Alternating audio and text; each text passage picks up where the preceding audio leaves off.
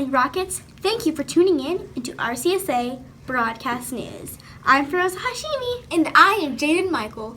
This week, our stories include Women's History Month projects, pennies for patients, updates in spring break. But first, let's go outside to Keene for the weather. Thanks, Feroza, and good morning, students and staff. I am Kian Fareed with your weekly weather report. After a beautiful sunny weather last week, temperatures will continue to warm up throughout this week, reaching highs of 88 and 89 degrees, with clouds creeping in later this week.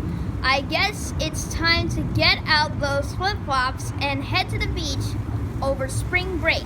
This is Kian for RCSA iBroadcast News Weather. Now back to you in the studio. Friday, March 18th is the beginning of spring break. All students and teachers will have a total of 11 days of relaxing and cooling off before returning to school. We asked some of you what your plans are for the break. I'm gonna do lots of fun things over spring break. I'm gonna hang out with my family. I'm gonna go somewhere like the beach, and I'm also gonna be going to a jiu-jitsu spring camp, and also for the summer. Over spring break, I'm going to be practicing my science project about how a flower works over different kinds of waters, different colors. I'm gonna go to Legoland and spend the night at the hotels, and I'm gonna go on the water slides and the fun water parks. After spring break, students in grade 3 through 6 will be taking the reading and math portions of FSA. Please be mindful of testing rooms and remember to be silent in the hallway in shared spaces. We wish all students good luck and know that they will do their best work. This month is Women's History Month, in which we celebrate and learn about all the female pioneers and inventors who helped shape the way we live today. For Women's History Month, second graders are making posters about some of women who made a big impact in our lives. For example, Marie Curie spent her life devoted to studying medical science and created what we now call the X-ray. And Helen Keller, who was the first deaf-blind person to earn a Bachelor of Arts degree. It's great to learn about all the accomplishments by women and just imagine what our generation of smart women can do. You may have seen posters and flyers all over the hallways and cafeteria representing sixth graders running for president. With all the excitement of the upcoming national election, sixth graders at RCSA-I are all running for a chance to lead their class. As a part of the hands-on project, students must develop their own campaign, work with other teachers and students, make a speech, and create the posters you have been seeing.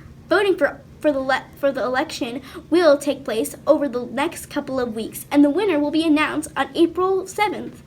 Good luck to all the sixth graders still in the race. Now a quick word from Mr. Mitchell. My favorite quote is from Oscar Wilde from a book called The Picture of Dorian Gray.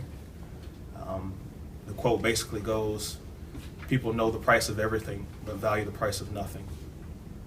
And I think that can be taken very literal. You just look at people in life in general. They know everything.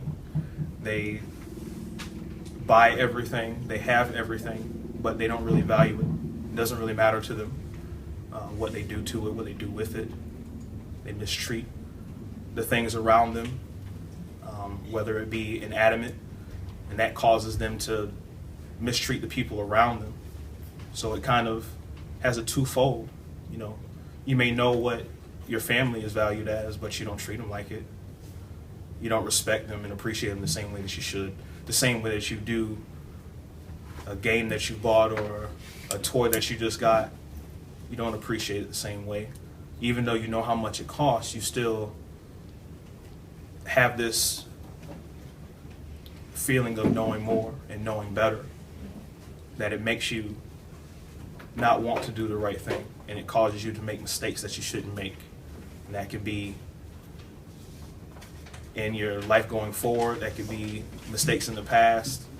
I think the most important thing is that you not just know the value of it, but you treat like you know the value of it. You respect it like you know the value. So I think those are the most important things, and that's my favorite quote. Thank you, Mr. Mitchell. Last broadcast, we asked you about how many years does it take for a glass bottle to break down in a landfill. The correct answer is about 1 million years. Congratulations to second grader Maddox from Miss Wells' homeroom, who was the first student to submit the correct answer to our trivia question. Here's this week's trivia question about how many children are diagnosed with cancer every year. The first